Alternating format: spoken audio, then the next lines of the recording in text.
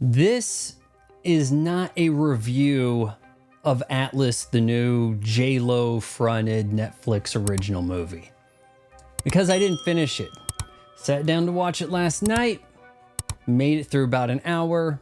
I was just irritated, and when I woke up in the next afternoon, I kind of forgot that I'd even seen it. I knew there was something else I planned to do before I shot a video. And I guess this is just the latest victim for our attention spans over at Netflix. A sci-fi film in which AI goes bad. We are bludgeoned over the head with exposition. Now, it's called Atlas because that's the name of the little girl of the scientist who made the AI that turned rogue and became the first terrorist AI, played by Simu. Is that his name? The guy from the Legend of the Ten Rings, a movie I also hated that I think I didn't get around to reviewing because I was just so upset about it.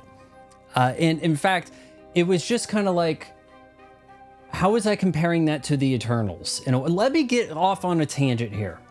The Eternals is boring and incompetent, but Shang-Chi, and that rings a bell, is full of tropes and incompetent. Pick your poison. Now, some time goes by. I think it said 28 years later, we're supposed to believe J-Lo's under 40 or something here. She's an analyst. A lot of this is going to sound a little familiar to you guys because that's how things at Netflix work. Does this sound familiar to people? Can we put a face people recognize in it who used to draw money in the 90s? That's the game over at Netflix. She's an analyst. The FBI stand-in whatever of the future, they've brought in one of these terrorist AI robots. This guy Casca, who they want to confront with basic bitch bullets that don't work. And I'm like, okay, he's an android, electricity. Oh, eventually we'll get to the EMP. How many agents did we lose in the process? Redundant, we want to be the Matrix bullshit. The guy, he's walking around like he's too cool for school, and I don't recognize this actor. I'm going to assume he's on something Netflix like host or runs or something, and so he was available in the commissary. That's pretty much what I'm going with over here. They picked him up from craft services between takes. And the special effects in this movie, they're not special. They're things that I'm assuming they plucked out of like open source areas. Like you've seen all this stuff before. Everything makes an obnoxious beeping sound.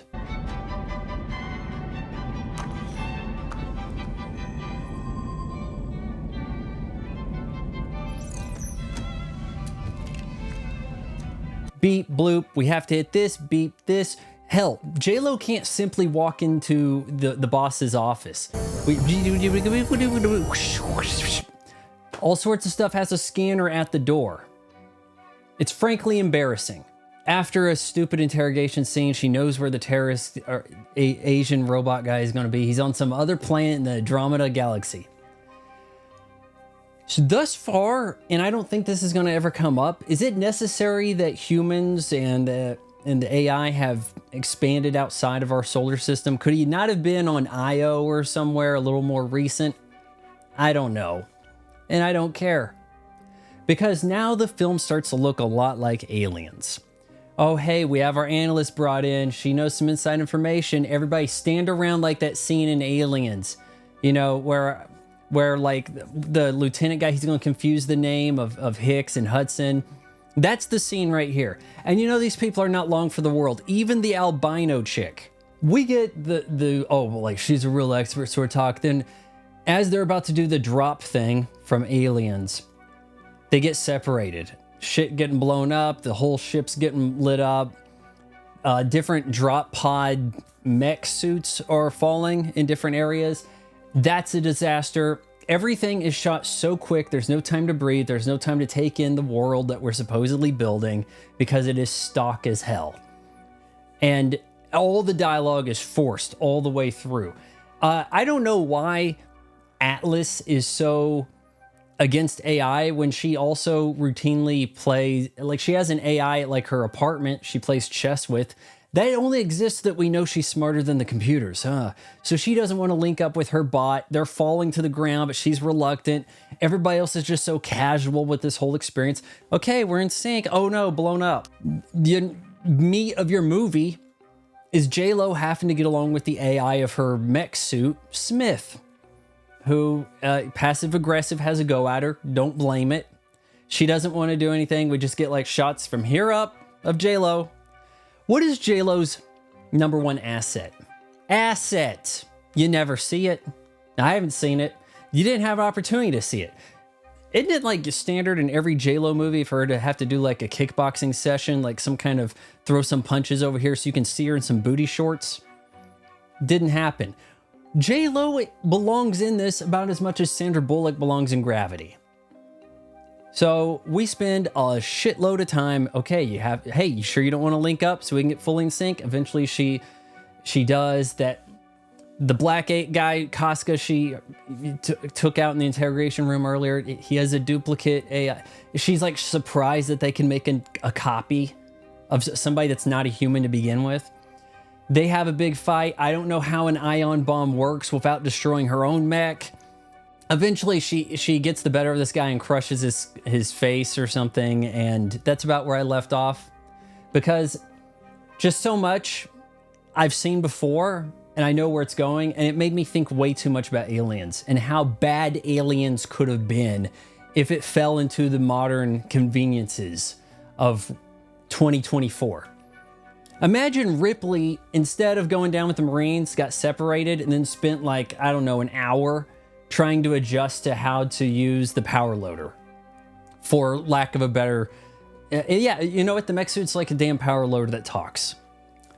And it just has all these convenient features. It looks like you broke your leg. We're going to have to do something about that.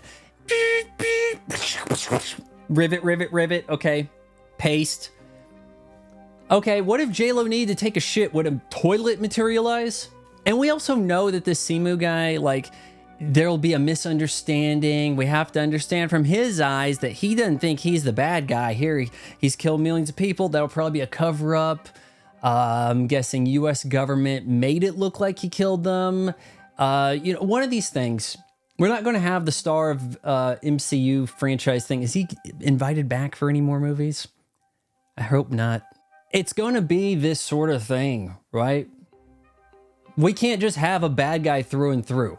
Imagine Aliens that way. Well, the Queen Alien in the flashback, right before the big fight, it was discovered... Oh, actually, Sigourney Weaver would have some way to tap into that in some way. Like, okay, I'll extend my extra mouth out and that's going to give you the information. And then she'll realize that humans betrayed her. The company set them up. They have a mutual enemy. The company's the real big bad. And that she was like a bad experiment. Like, there would be all these sort of things. Because bad guys are not bad anymore. And that's the way Netflix does shit. We're going to pick and choose somebody that we can get on their lunch break. They're going to drop in. We're going to have the shoddiest special effects that look like they're shot in glaucoma vision.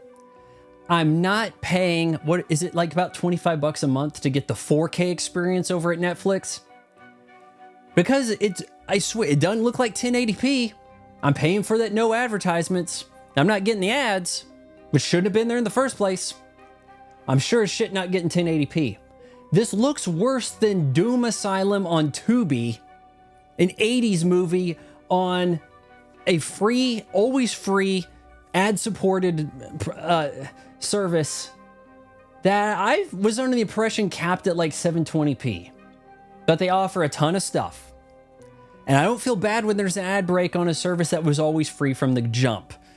But on Netflix, you gotta pay to not have the ads. The picture always looks like trash. Everything I watch on Netflix, on my big TV, my OLED, doesn't look good. Oh, but it'll look fine on your iPhone. I have no idea why. What's the difference there? Are we like throttling back on the data for the people watching on the big TV so that we can force them to get the 4K?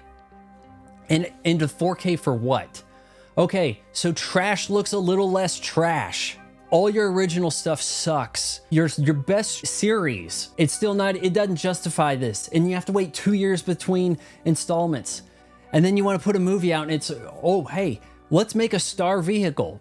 we'll give you a bunch of money, Adam Sandler, and you'll do like a dozen movies for us. We don't know what the movies are yet, but we'll plug you in when we get there. Evidently, J-Lo was on the same path here.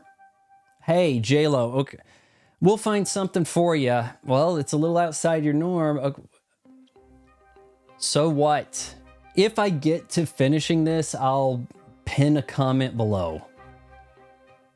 Hey, it's Vaughn's mom again, so I just wanted to remind you that instead of buying Vaughn's weird pictures online in various states of undress, you can just bookmark his Amazon affiliate link, and then when you shop Throw It on Amazon, he gets a few pennies here and there.